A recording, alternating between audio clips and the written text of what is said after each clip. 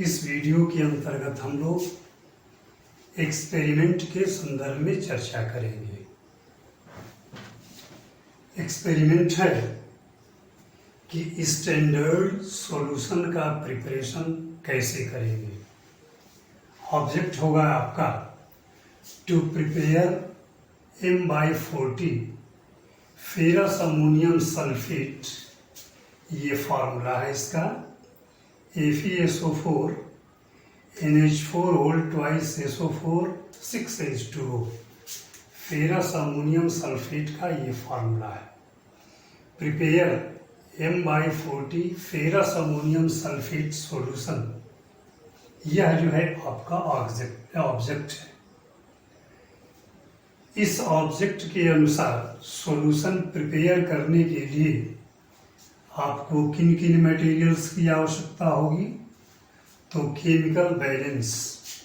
इस वीडियो के अंतर्गत जो केमिकल बैलेंस की बात है, हम वेइंग मशीन का डिमॉन्स्ट्रेशन करेंगे, वेट बॉक्स जिसमें यूज नहीं होगा, glass rod, volumetric flask 250 ml, beaker, watch glass, crystalline ferrous ammonium sulphate, distil water, ये आपका रिक्वायरमेंट हुआ।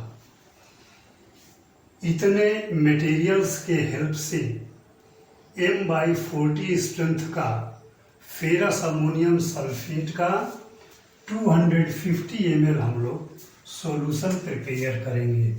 सॉल्यूशन का इसकी थियरी होगी, फेरस अमोनियम सल्फेट का मोलर मास कैलकुलेट करेंगे, FeSO4 NH4 twice SO4 6H2O, यह फेरस अमोनियम सल्फेट का फार्मूला है। यानी इसका मोलर मास है, molar mass of ferrous ammonium sulphate FeSO4 NH4 twice SO4 6H2O, molar mass of ferrous ammonium sulphate equal to 392 unit अथवा gram कर देंगे, unit अथवा ग्राम। यह जो है मोलर मास हो गया इतना फेरस अमोनियम सल्फेट का। इसके बाद जो 250 ml सॉल्यूशन प्रिपेयर करना है, उसमें कितना क्वांटिटी की आवश्यकता होगी फेरस अमोनियम सल्फेट अथवा मोहर साल्ट की, उसका कैलकुलेशन करेंगे। Calculation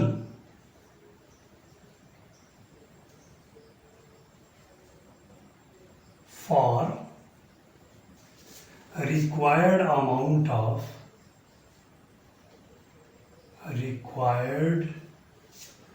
amount of ferrous ammonium sulfate, ferrous ammonium sulfate, इसका फार्मूला है equal to molarity into molar mass,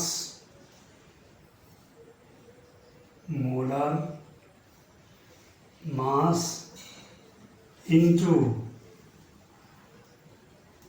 volume divided by 1000।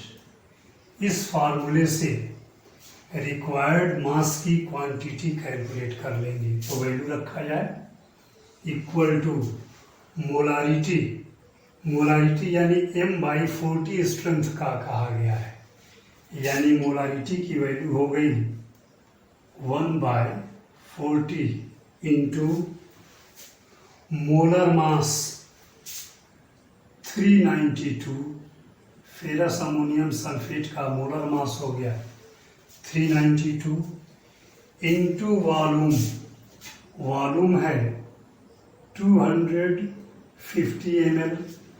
इसमें आपको कहा गया है कि 250 ml मोहर साल्ट सॉल्यूशन बनाइए।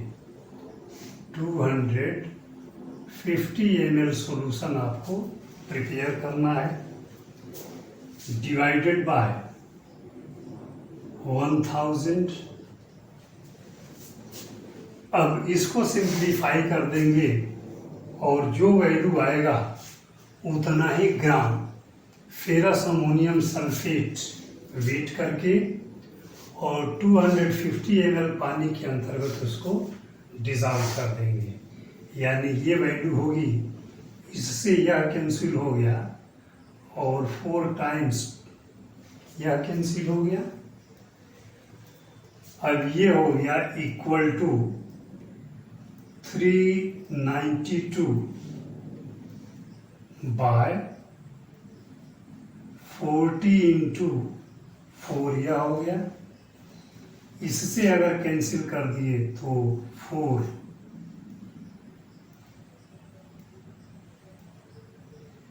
9 जा 36, 3 2 और यह 8 हो गया।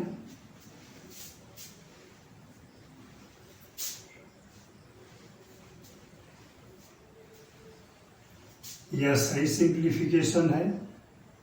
इक्वल टू, अब इसी को सॉल्व करेंगे तो equal to 98 by 40, 98 by 40 equal to 9.8 by 4 equal to, इसको सिंप्लीफाई करेंगे 4 2 जा 8, 18 हो गया, 4 टाइम्स 16 हो गया और 5, यानी इतना ग्राम फेरस अमोनियम सल्फेट वेट करके और इसको 250 ml वाटर के अंतर्गत डिज़ॉल्व कर देंगे। यह प्रोसेस कैसे परफॉर्म किया जाए देखिए वीडियो के अंतर्गत। इसके लिए सबसे पहले इसका स्विच ऑन करेंगे और जीरो रीडिंग जो है देख लेंगे, रीडिंग 0 होना चाहिए। पहले से ही इस पर हमने वॉच ग्लास प्लेस कर दिया। अब यह जो वैल्यू दिया हुआ है, इतना फेरस अमोनियम सल्फेट जो है वेट करेंगे। यह फेरस अमोनियम सल्फेट है। अब इसकी वेइंग करेंगे तो 2.45 ग्राम जो है इसका अमाउंट ले लेंगे। इसके लिए अभी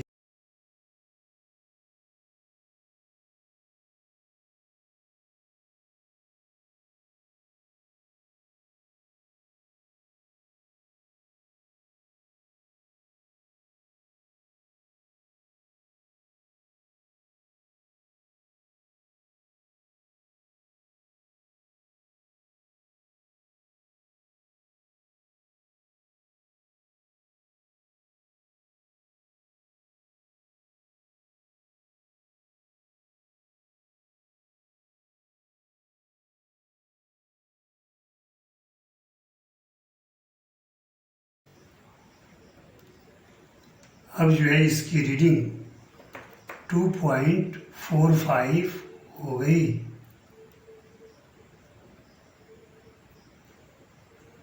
अभी 6 है।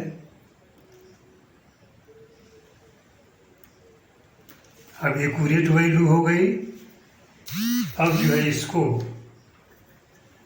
डिज़ोल्व करेंगे 250 ml वाटर मेज़र करके। इसके लिए आप देखें, इसका स्विच ऑफ कर दिए, मेजर हो गया। अब देखिए, पहले से ही हम ये डिस्टिल वाटर 250 ml मेजर करके रखे हैं।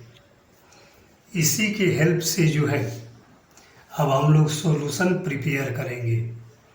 250 पहले से ही है, उसको पहले से मेजर करके रखा गया है। अब इस सॉल्यूशन को इस कोनिकल फ्लास्क के अंतर्गत डिज़ोल्व कर देंगे, अथवा बीकर के अंतर्गत भी डिज़ोल्व कर सकते हैं। अब इस मेजर्ड अमाउंट को ऐसे बीकर लेकर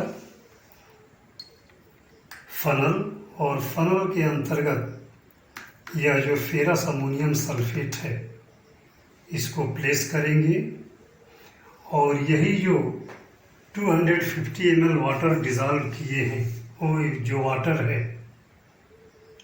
उसको इस तरीके से गिराएंगे कि जो स्टिच्ड मटेरियल है जो ग्लास रॉड पर चिपका हुआ है वह थारोली इसमें पास हो जाए।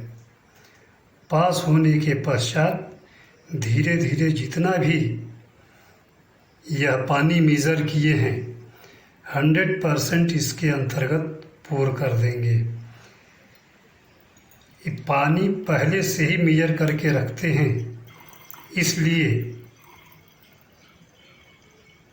कि पानी की क्वांटिटी कम अथवा ज़्यादा न होने पावे। अब जो भी पानी है 100% इसमें पोर कर देंगे, और तत्पश्चात दे दिए इसमें। अब इस सॉल्यूशन का प्रिपरेशन कर देंगे, इसको डिज़ोल्व कर देंगे इसमें। चाहे तो ग्लास रॉड का भी यूज कर सकते हैं, अथवा सीधे सीधे आप इस वे में इसको डिज़ोल्व कर सकते हैं। ग्लास रॉड का भी यूज किया जा सकता है, ऐसे भी इसको डिज़ोल्व कर सकते हैं। डिज़ोल्व होने के बाद पूरा का पूरा सॉल्यूशन ट्रांसपेरेंट हो जाएगा। जब सॉल्यूशन ट्रांसपेरेंट हो जाए तो समझ जाएं कि 100% जो केमिकल यानी फेरस अमोनियम सल्फेट लिए हैं वह डिज़ोल्व हो जाए। जब यह डिज़ोल्व हो जाएगा तो आपका जो स्टेटमेंट दिया गया है, prepare M/40 ferrous ammonium sulphate solution, यह सॉल्यूशन जो है आपका प्रिपेयर हो जाएगा। आप ध्यान से देखें तो अब जो इसमें हम फेरस अमोनियम सल्फेट लिए थे वो 100% इसके अंतर्गत डिज़ोल्व हो गया। देखें, लेश मात्र भी एक भी पार्टिकल फेरस अमोनियम सल्फेट का शेष नहीं रहा। यही सॉल्यूशन है जो स्टैंडर्ड सॉल्यूशन कहलाता है।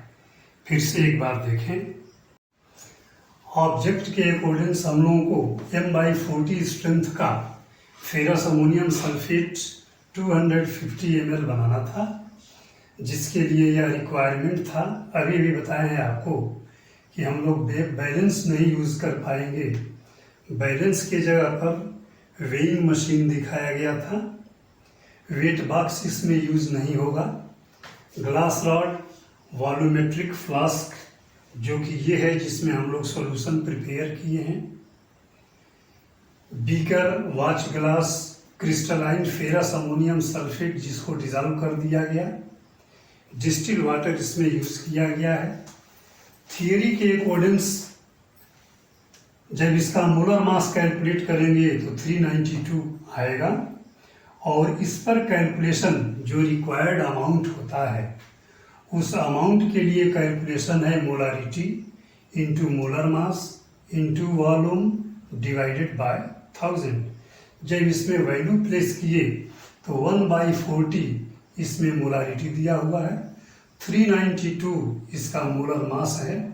250 ml में सॉल्यूशन प्रिपेयर करना था, टोटल डिवाइडेड बाय 4। इसको ओवरऑल वैल्यू जब सॉल्व करेंगे तो 2.45 ग्राम आएगा।